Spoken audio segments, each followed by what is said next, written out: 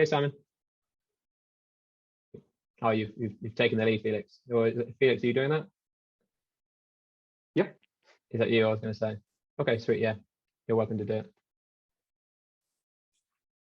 Or you want to? No, it's fine. You can do it. I play your assistant today. Go for a charge. I mean, it's good for my hard drive. I've only got like a 256 gigabyte hard drive, and I'm constantly deleting things just to record a 3-hour after town hall. It's really quite annoying. It's like, what am I going to delete today so I can fit this video in and then spend an hour uploading it to Google Drive? Oh. You. Hey, Thorsten. Hey, you're on. Hey, Jose. Hey, Mike. George. Everyone. Hey, everyone. So what's happening this week? Easy week, no? Oh, it's just too busy. Easy, nothing. I mean, I don't know who's got the most proposals in there. I think Lance might be at least in the lead that I know of, 6. If someone else has more, then good luck to you. I know Dimitri, I know has a load. I've seen it in the indie one. I think he has like 10 or something like that. There's a lot of proposals out there. I don't know what we're at now. 1,400, 15. Yeah, crazy. Ray, Felix is in color today.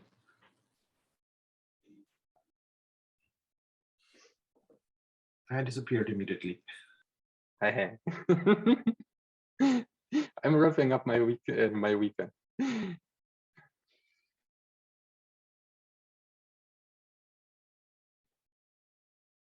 And just so it's in the text. One of the things I will go through in this meeting, because it really needs to be done for the category weightings, is these considerations I've added in the chat. I'll go through these anyway, so you don't necessarily have to read them now. If you haven't, it'd be good to glance at them before you vote.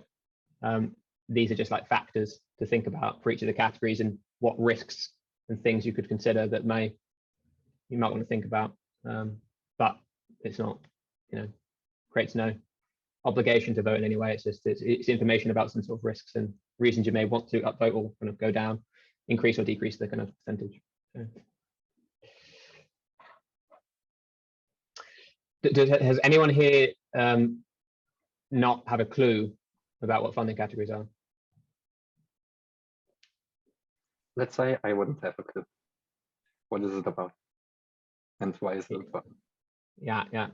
So, I mean, this thing, I'm going to try and keep this in the 2-minute pitch.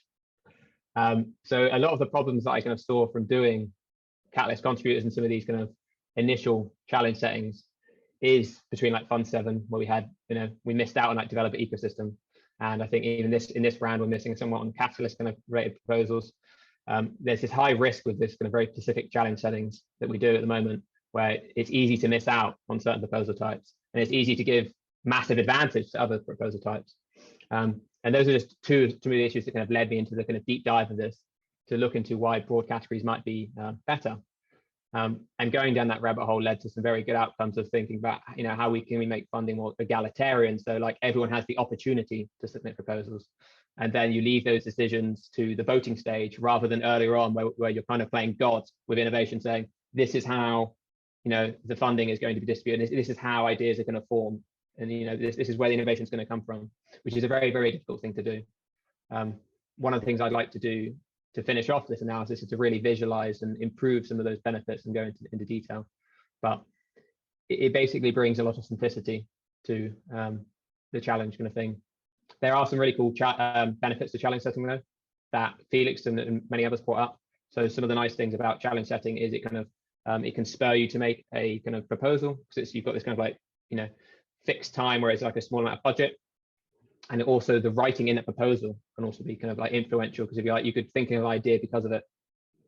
Now, those are two things that I've written about in the documentation. I won't go over here, that don't have to be attached to the categorization. So for some of the benefits we do get from challenge setting, I'm not worried about this, them going into the distance. There's loads of ways we can still achieve the same kind of things for those kind of benefits. But that analysis is there, but I will keep improving it because it's so important to articulate it well. But as you can, for anyone who's already seen the documentation, there's a lot to get through. So continuous improvement. Cool. So I have a schedule that I will try to keep, because there is a meeting after this that lots of people I think are going to be going to. So yeah, so this is going to, for about 5 to 10 minutes while people are still coming. If anyone has any questions on what I kind of shared, then that's the really brief overview. Like, there's obviously only so much detail I can go into. I can quickly go over the categories. So the kind of 4 main categories that are kind of proposal-based ideas is community and outreach, which is anything to do like collaboration and outreach. We've got products and integrations. So that's kind of like the DApps and integrations one, but it's a bit more inclusive. It's got the hardware and kind of anything building on top of Cardano. We have governance and identity. That includes anything to really the Catalyst ecosystem, or kind of processes, tools, documentation, anything that will research, anything to do with identity, governance, improving Catalyst itself goes into there. Then we have development and node operation. That's kind of the kind of tools and all these SDKs to actually make it easy to build on top of Cardano, and everything to do with the SPOs and the node operation. So how, what scripts and things, or what business models might make sense, or anything that kind of helps that infrastructure kind of there. And then we've got 2 that are to do with contributors. So Catalyst contributors and Cardano contributors. So you're basically making a proposal to work full time in the ecosystem to focus on one of those 2 areas. So in the Cardano one, it's more like development, analysis, looking on chain, making those kind of scripts, libraries, and tools, but you're just working full time rather than making proposals. And in Catalyst, it is the whole mix. So you've got coordination, design, product. It's making and improving that kind of Catalyst process. And the whole purpose of contributors is to be like that kind of collaborative glue. You're not forced to make these proposal ideas. You'll look to try and bring people together to do, support that ecosystem. That's all you're paid for. It's just to improve things where you can, and also bring alignment and be that glue that helps both those ecosystems. And then the final one is nurturing teams and ideas. And that some of the issues with these kind of bigger categories, that if they increase in size, is we're going to have lots of competition. And competition is naturally good. It's a good thing, because you want to have this from small to large, and loads of different ideas, have that competition, like who's got the best thing to offer. However, if you're completely unknown to the ecosystem, you're a new team, or you've got a brand new idea, and it's hard to understand that idea, then having a category that's just to really kind of make sure there's always funding available for smaller teams or smaller ideas, for you to kind of showcase that and just to prove its value. That's kind of why we're going to make that category. So it means there's always going to be a minimum amount of either new teams or new ideas, just to be able to propose and get things through. Because in the bigger categories, it's the Wild West in terms of, you could have, like, for instance, in scaling solutions, we've had Orbis who've done like a 1 million proposal to take up that whole challenge. You could have 2 or 3 proposals take up most of a category in the future.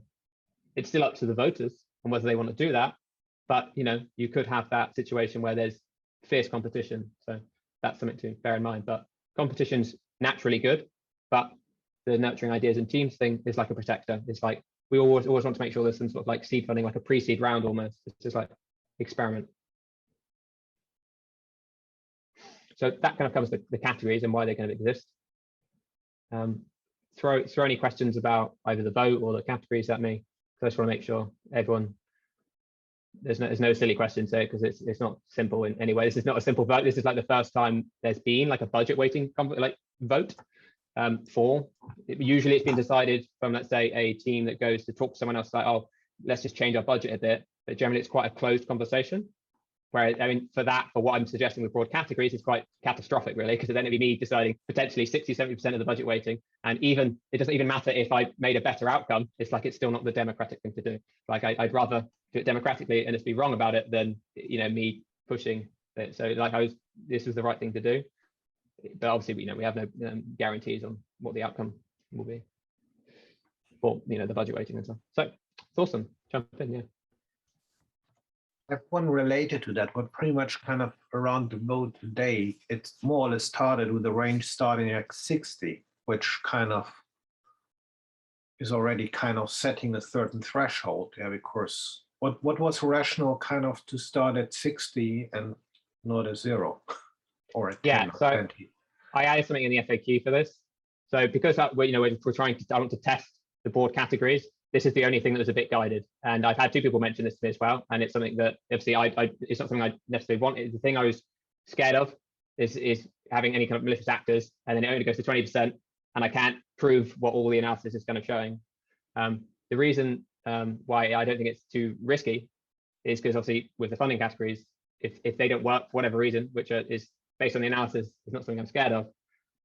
It's always changing around. We're not changing to this process for good. This is literally just like a vote to get more sentiment to get that kind of weighting between the categories is the most important part.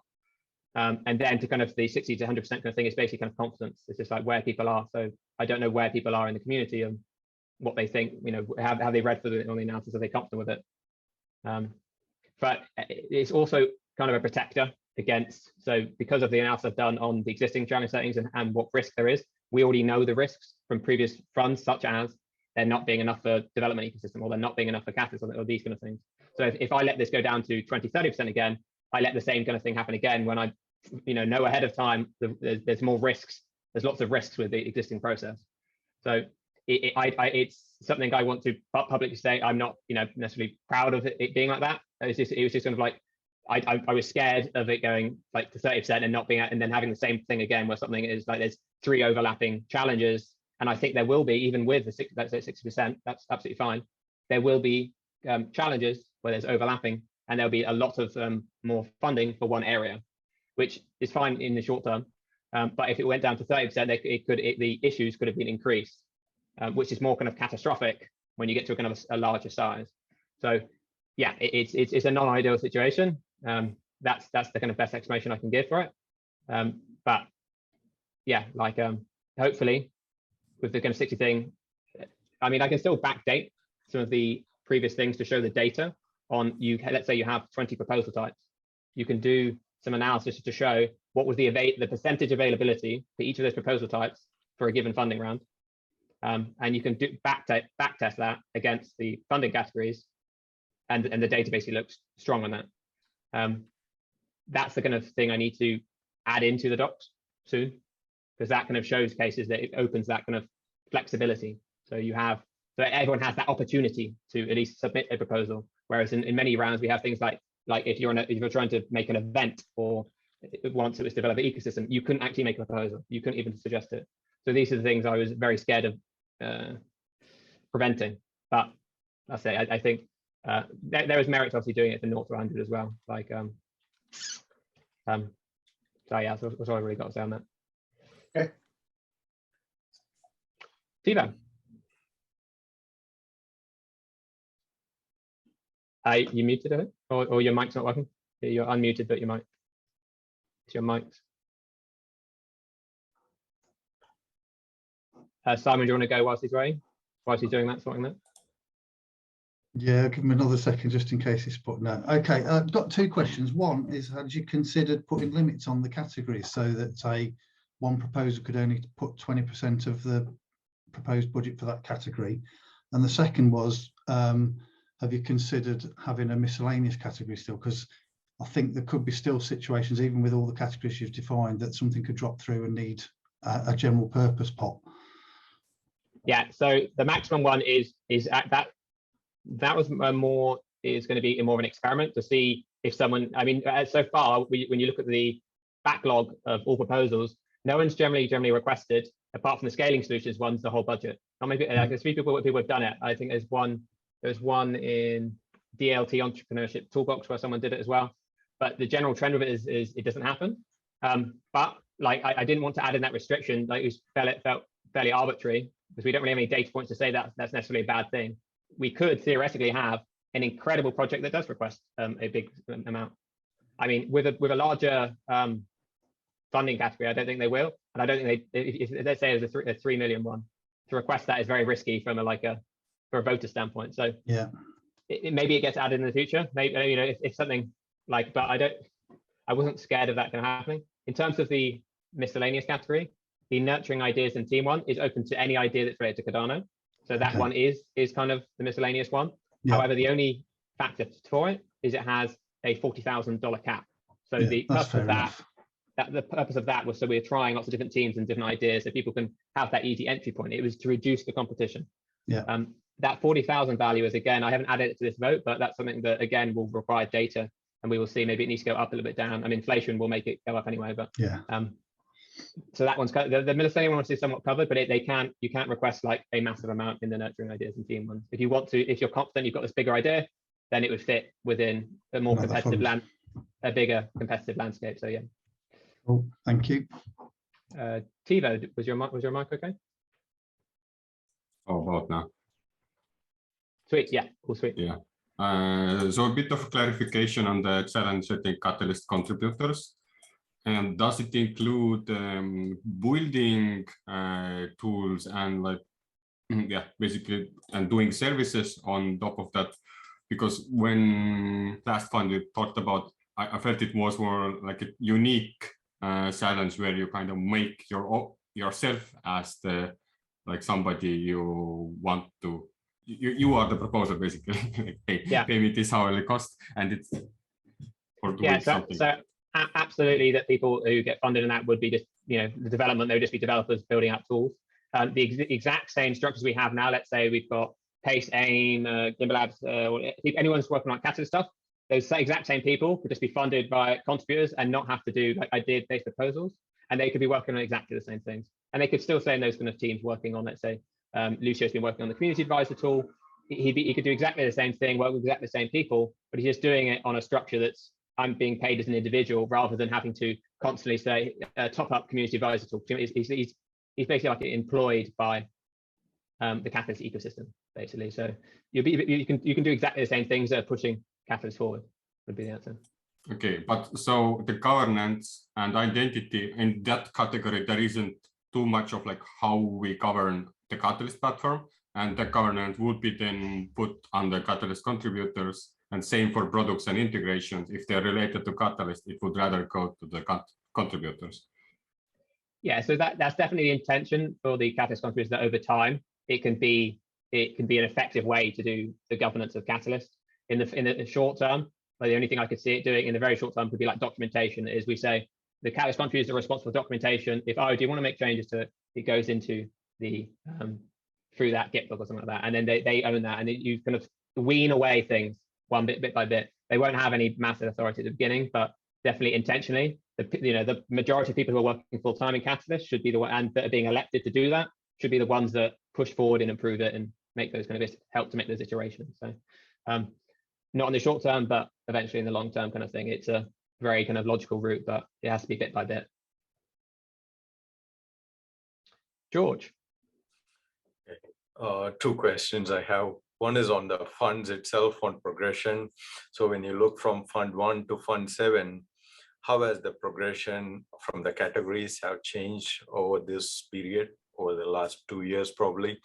And the second one is on funding itself, similar to what Simon was asking from the max number for a fund. When you give a fund, and is there like a follow-up on that, like to say, okay, when how effective was it for that team? Did it grow from 1x to 10x? Did it go from 1x to 100x?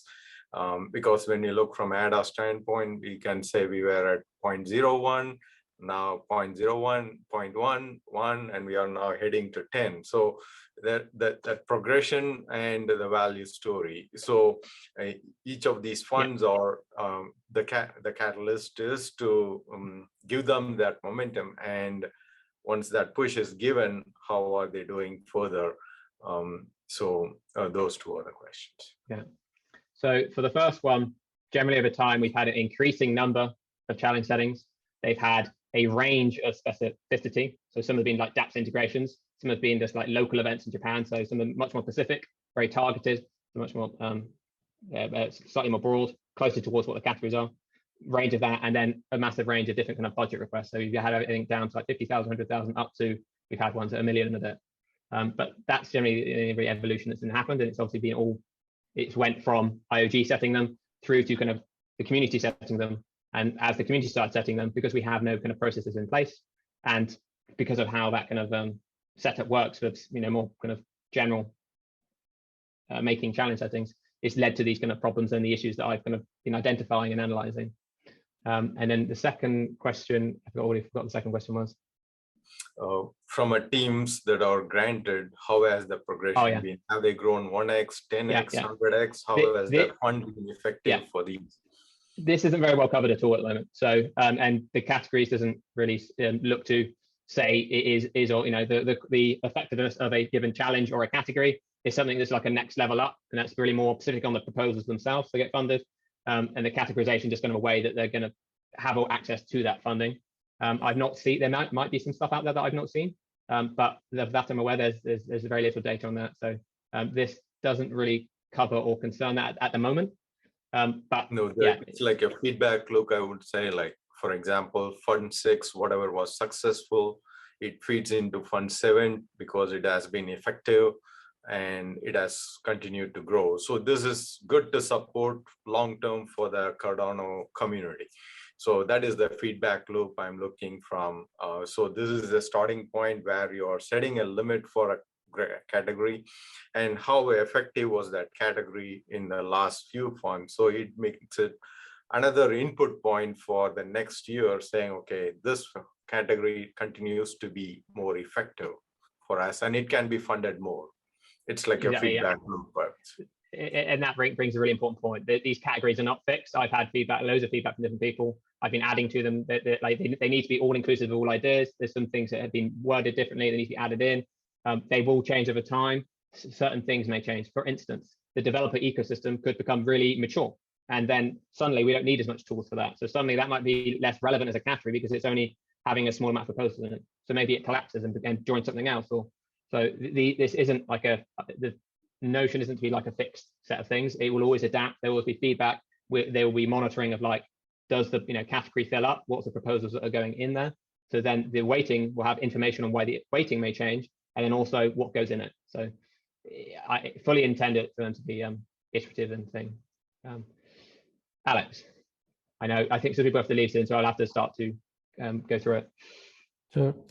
First, I would like to thank you for adapting the idea to the feedback and the talks that everybody is submitting. I think it's a really good progress towards a better system, and I think that is good in the last categories that you added, because I see there is some intention to be more inclusive and diversity and includes diversity in what we are doing, which is something that is being discussed a lot.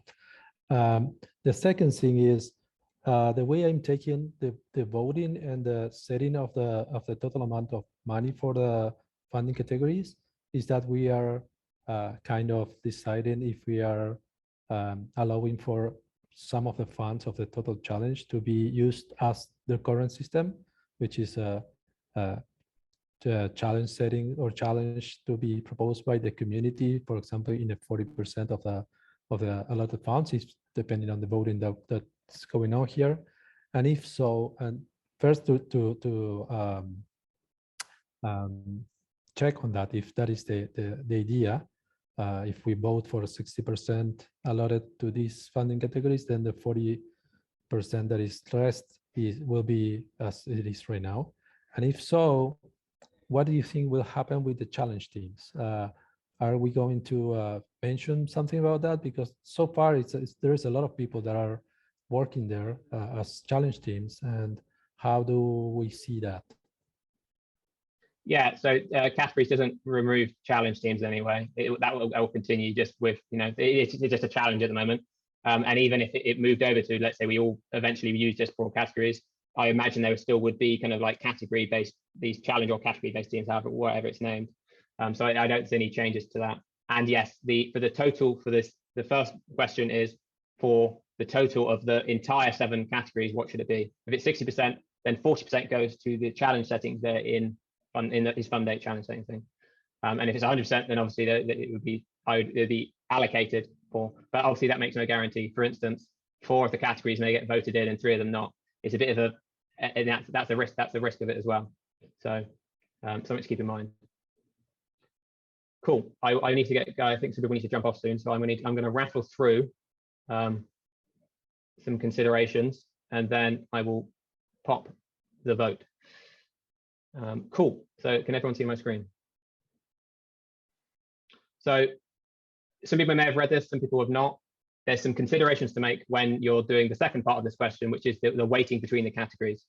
And so there's just certain reasons you might want to increase or decrease that budget weighting. So I just want to go through those so everyone's got those in mind to consider, to kind of think about.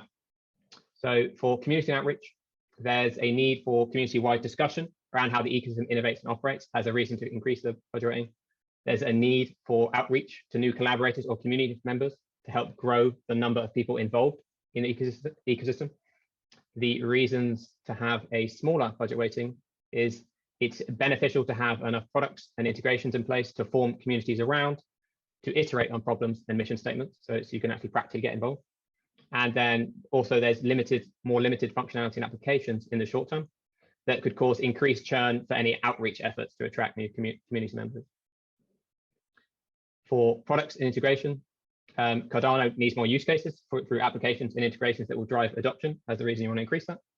And then the reasons for a smaller budget weighting would be the developer ecosystem currently lacks a wide range of tools, libraries, and SDKs. This makes it more difficult to develop applications on the Cardano ecosystem in the short term until more of the development ecosystem is implemented. That's that one. So governance and identity. So for the reasons to have a larger budget weighting is Catalyst is currently very centralized, relying on IOG and idea scale. More tools and processes that can help the community operate this process are needed to move more governance control over to the community. And then secondly, there is a lack of governance and identity tools and processes that can help applications building on Cardano have more resources to have more effective ways to govern their own applications. Couldn't think of any factors for reducing this one. At the end, if anyone wants to just do like a 10-second idea, then welcome to, of course. Catalyst contributors. The reasons to increase would be there's new tools and processes are needed to help the community take more ownership of the governance process. The Catalyst process is labor intensive and requires more people supporting how it operates. Contributors have an objective to help with collaboration, which can help to reduce the amount of duplicated efforts for new developments that get funded in Catalyst ecosystem. The reasons for making it smaller are that contributors funding approach has not yet been tested in practice using the first round of contributors. Proposals for candidates will have a maximum of roughly 55,000 per contributor. It's not capped, it's suggested, depending on the role. So a large budget may make it difficult to fill up this new approach with candidates in the short term. Development and node operation, reasons for a larger budget weighting. New scripts, tools, libraries, and SDKs are needed to make it easier to develop and deploy applications onto the Cardano blockchain. The developer ecosystem will become the backbone of what dApp developers use to build on top of the blockchain. Enough funding. We're back. I was on this one. So enough funding is required to pay highly skilled developers that can produce secure and maintainable open source code that will be used by other teams. So it's really bedrock infrastructure. So it's really important to get that right because it will influence the kind of a layer above. And again, couldn't think of any reasons for reducing that at the moment that came to head. Cardano contributors very similar to the Catalyst one. So the new tools, scripts, libraries, and SDK are needed to make it easier to develop and deploy applications. And again, with this kind of collaboration, contributors have an objective to help with collaboration, which can help reduce the amount of duplicated efforts. And then same reasons as Catalyst contributors with making it smaller. So this funding approach has not been battle tested in practice using a first round. And we have this kind of roughly maximum budget, meaning a high budget weighting here increases the risk that we don't fill it up. And then finally, the nurturing ideas and teams is increased budget weighting for this category would mean increasing the number of small teams and ideas that can be funded for more experimentation. The more funding, it guarantees more proposals because there's that max cap. So you get more tests, more exploration. But the reasons to make it smaller are the smaller budget cap on proposals means that many proposals can be funded with even a modest total budget. If the total funding is too high, it increases the difficulty to fill the category with quality proposals. So a less competitive process could lead to a reduction in the average quality of proposals. And finally, certain types of proposals around development would benefit from more development ecosystem, governance, or identity tools, but then to execute a lower budget proposal. Proposals can be of any idea and type for this category, so this factor is only relevant for a small amount. And that's it. So that's that one. So it's important I go through that just because, and to summarize, some of the more riskier ones are the Catalyst contributors and Cardano contributors and nurture ideas and teams, because on the nurturing ideas team, there's a max cap. So you increase the budget a lot, then you have a lot of proposals that need to fill in. And the Cardano Catalyst ones, they're quite new. They also kind of somewhat have a max cap. So if you make a massive thing, there is this risk. So the other ones, you could have a massive proposal, a $2 million proposal. So they don't have that. They have more elasticity on how they can be used. So the other two are a bit less elastic. So it's just something to keep in mind when doing it. So that's it. I will pass around the link.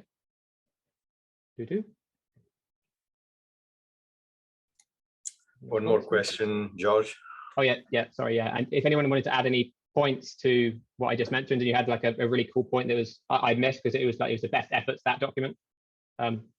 Quickly say it now, and I'll share the form now, but if anyone wants to add it. But please go on, George. Yeah, the question is on the voting itself.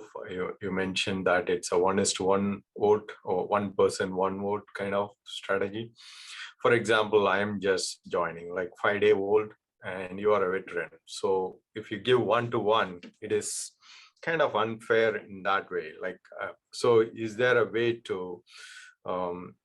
give a slightly higher weightage for people who have experience? So to modify the rule so that a person who knows the system, the community, and who has been in this gets a higher vote, like probably a 1:10 ratio. Yeah, in the future, I think absolutely, because of my time, problems, to do that would be also it needs to be done quite well. So it's like for me to do that, it's going to be easy controversy on being like, oh, how am I doing the weightings of that? There's a lot of conversation I think that we need to go into that.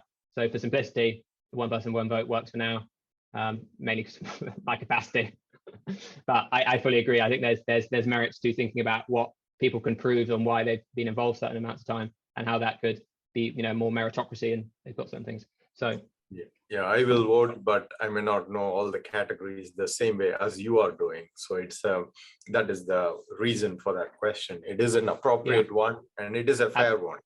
Absolutely, I agree. It needs more. There's loads of things that are not perfect in any shape or form. It is absolutely best efforts. It's like I just do not want to be the person who makes the decision for these categories, because this is too much burden for one person to do. So it's just whoever wants to get involved and help. I massively appreciate it. So the link is there. I should have opened it up now. Responses. It's the same 2 questions that are on that list. So I've started. If TVA, you're welcome to add any. Yeah,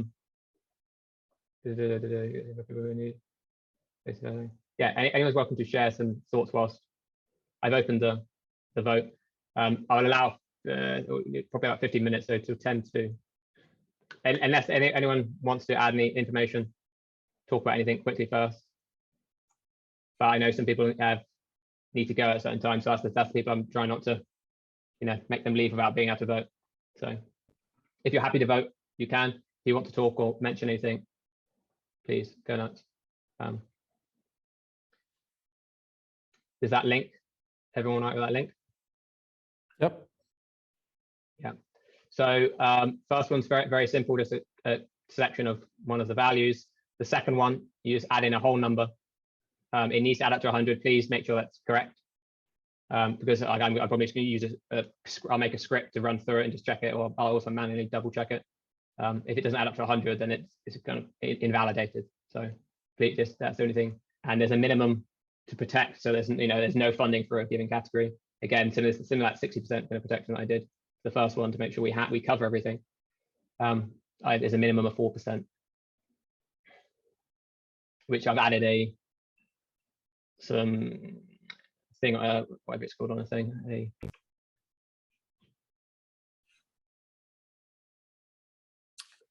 One more question, George, from the last funding round. How was it distributed? Was it like 80-20 or was it 90-10? So this is the first time of doing. The first time we're doing a budget weighting vote in general, and then the idea of trying to stick to broad categories is really, well, we've had it technically from the previous, like the Fund 3, Fund 4, because IOG kind of just used more broad kind of categories, but it became more specific over time as it moved over to the community. So you had, people who were very focused on a certain problem, and they were very good at making a challenge for the things that they were focused on. So it was kind of a natural evolution. That's why it made sense why what has happened. But this is the first time it's really going to be documented, the benefits of broad categorization.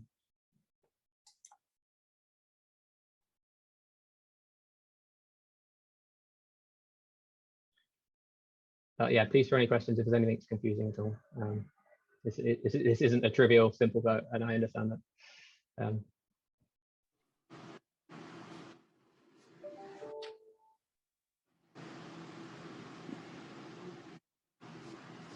But we have It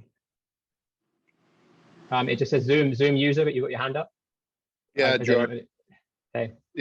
Tom Fry here.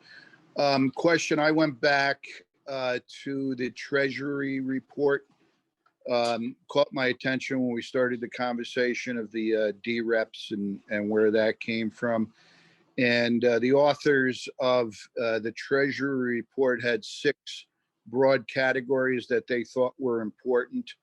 And this was pre-Catalyst. And the one, and I do, in full disclosure, have a proposal for Fund 9. And the one category that caught my attention that seems to be missing from all the funds, and the authors of the Treasury report indicate that category should have the largest percentage of funding because of its importance. And that category is marketing. And I still don't see, and I apologize for joining this late, I don't see any funding or proposal or waiting for the category of marketing. Yeah, so they thought it was important, and it seems that they were the roadmap for the Treasury for Catalyst itself. If they thought marketing was important, and they felt that marketing should have the most amount of funding or the highest percentage, I would humbly suggest that perhaps we may want to explore that some more. yeah, Tom, I fully agree. So the community and outreach one, the outreach side of that is the marketing side. So it's both the collaboration within the community and everything going on there, whether it's let's say an environment-based community, but it's also outreach, whether that's talking to governments or doing proposal outreach. All of that outreach, maybe the word isn't the perfect, maybe it should be marketing instead, but the purpose of that community and outreach, the second part of it, is for this kind of marketing side. So again, these category briefs could be improved with the wording. Sometimes I might be missing something. So I absolutely agree. Like I can go through it, and I'd love some feedback as well to make sure, like we've still got a few days to make sure I polish some of those bits of text to make sure it is inclusive of what it's meant to be. And people understand it. Like that's really important. I understand it the way it's worded. I didn't, and I do come from a marketing background, but I did not understand it that way. And they go further. They call it conventions, advertising, etc. If you read the paper, so I just felt it was. They felt it was important. I felt it important to bring it up, and I made a proposal for Fund 9, and I only asked for $1 million for that category, which I think if we double, I think that's way underfunded. Yeah. Let's. I'd love to have some more chats and get your perspective, because there's people coming to me with loads of different kind of ideas, and it's so important to make sure the categories do cover the content so people understand that they are inclusive of that, because we don't want people to think that this isn't for them. That's super important. So please, yeah, I'll post my Discord in the chat for anyone who hasn't got it, because just throw things at me, please. Anyone having any issues with the formatting like that? So I had it around 19 that I counted. That should be the max. And I'm on 8 at the moment. So. Yeah, I just added a very low percentage the outreach and the marketing, because I have a slightly different strategy in mind. I feel like when we already creating the pools, nurturing the teams, it's kind of organically and naturally from teams kind of bring people on to, hey, this is a team, or this is something you could work on. As we know and start learning about collaboration and feeling what is around us, we're much better to guide all those friends and colleagues and people with knowledge who want to take part. Is guidable, and it's going from like people to people, and I feel like it's less required to have like a huge events to market it. Yeah, there's loads of ways to do the market. I think I massively agree, and I think this is something that if we move towards, because I think budget weighting is an important part that should be a more democratic decision. Even if we stayed with exactly the same challenge setting process, there should be some way to kind of indicate which things are more important in some way. So it's like, I feel this kind of is important. And for that, like you're suggesting with what your idea there is, we need kind of like information and data and examples to kind of nicely aggregated to really kind of showcase why one approach might be working more than the other, or this is happening. This stat got made, it had very little marketing, but it shot off with growth, with very little effort. Or these are the kind of things that would be useful as context for people on, is the community super strong and it's just already there and they're just waiting for products, or is this like we've got loads of products but no one's coming in? These are all kind of things that that's how we improve the decision-making process for this budget weighting and make it democratic, by making it super easy just to be able to see the key data points. And I think that's one of something that the Catalyst contributors I would hope would help facilitate is when decisions need to be made by the community, that they help to produce information, or they can also delegate money for people to also produce those reports and the information, so the community is informed to make better decisions. So yeah, there's so many ways to do marketing. So let me just check the numbers. On 9 so far. So how is everyone? One thing that I should try and do now, that is Danny hasn't stated absolutely that it's this 32 million budget, and I wish he could guarantee that today. It will be between that. I think it will definitely be between the range of 16 and 32 million. But the percentage weighting, I'm going to say to Danny, is like, we have the percentage weighting, so whatever number you choose, apply it to that kind of thing. So if I add it and they change it for whatever reason, it's like, just apply the percentage thing.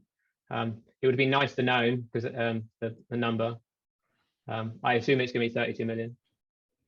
There's a question I've got on all of this, George, is say if sort of people start to adopt this, is there a mechanism within Catalyst for us to sort of fix this? Do we have to have a public vote to adopt this as a mechanism to do funding? Because at the moment it's still all category based, so every 3 months we'd have to come and propose the categories again, wouldn't we?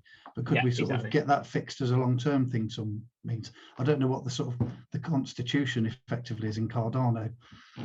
Yeah, this is part of the problem with many of us in Catalyst face, is that not really any process to force change at the moment, and not force, govern change. Yeah. Like they have the SIP process in Cardano for changing stuff to Plutus and this and that and this, that and the other.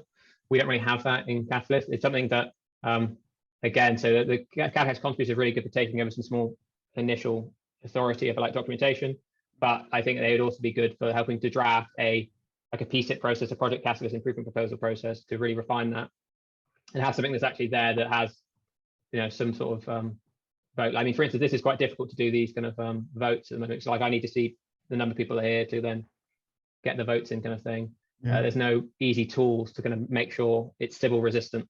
So when we have that PSIP process, we also need to think about the tools that we use to actually make sure that vote is legitimate, so we know it's a one person, or we use the same ADA, plutocratic kind of system. But yeah, you'd have to put like a proposal in, wouldn't you, to change the system and hope everybody votes it through.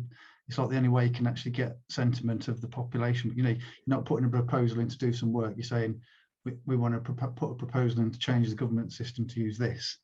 There's probably $5,000 of work to do the actual stuff behind the scenes. Yeah. Would everybody vote it through? That's the only way I could think of doing it. Yeah, this is the only way I could push this through. Like even if I had, the analysis is already fairly good shape. It's in pretty good shape. Even if it's perfect, it's like to me, it's very clearly it solves a lot of issues. I mean, but to I have no authority to make any changes, kind of thing. No, exactly. And that's absolutely fine. The biggest issue, like you mentioned, is that there's no actual process to do it properly. It's like it's just kind of it's a best efforts situation. But I'm hopeful we'll get there in the next six-ish months, hopefully. I mean, cool. Is there any more? We've got 10 responses at the moment. How's everyone doing? So I'm expecting, I mean, some people may have dropped off. The maximum amount would be 19 for this vote. Is anyone who has finished voting? I don't want to disturb ones who haven't. You finished? Yeah. Nice. Sweet.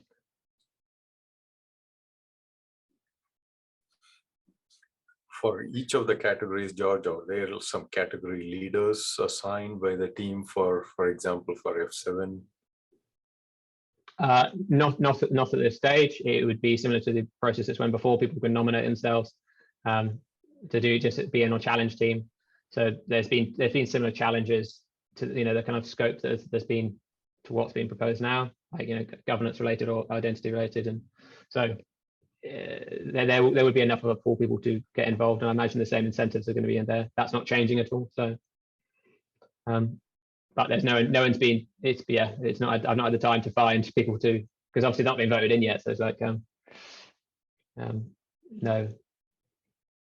no outcomes come there yet.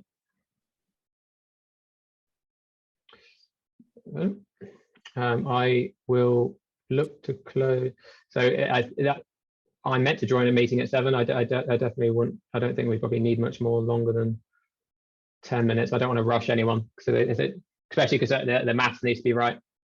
So double check that, please. If you know you've made a mistake, just message me and yeah, try and resolve it. Thing is, your emails aren't added to the Google sheet, so I've got no way to identify, which is good, but also makes me very, very hard for me to change anything if you wanted me to.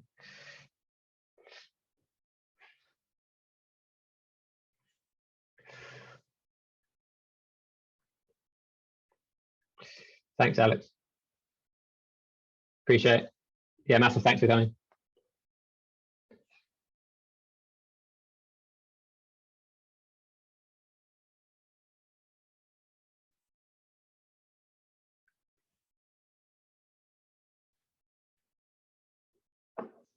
Thank you, George.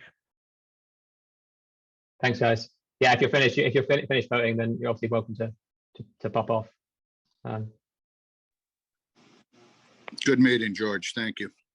Yeah, please reach out on Discord or something like that. I can give you Telegram as well if you feel. I'd love to have a chat to get all of your thoughts. We just have a Zoom call or something like that, maybe. Absolutely. Okay. Thanks a lot. Thank you. Interesting. How are you going to be announcing the Mike. results? Are they going to come up on the Gitbook? Yes, I'm going to add all the data onto the GitHub. I think I will probably just add spreadsheet links, so they're completely anonymous. But I will obviously, double check everything and make sure I'm happy with it. Should be on there. Yeah, thanks for the effort. It's much appreciated. I think it's a great idea. Thanks for coming to the meeting. That's the most Bye, important everyone. thing. Yeah, I was hoping Thank there you. were going to be Thank you for like the 300 effort. people on the call, considering the importance of it, but I guess not everybody knows about it yet. I only shared this on the weekend. Like I've been literally Okay. head deep in getting the analysis to the point it is now, and this will be, and I will still be working on it for the next few months. For a long time, I imagine. Yeah, cool. So it's the first of hopefully many. It's a great thing too for newer people to the community to get involved in, because you really sort of get an understanding of reading your work gives you a real depth of understanding. It's very thorough. So it was really a pleasure to read and to be a part of. So thank you. Yes, I'd like to back that up because I'm trying to dedicate more time to this whole process, and it's very interesting to hear this. So thank you. I massively appreciate that.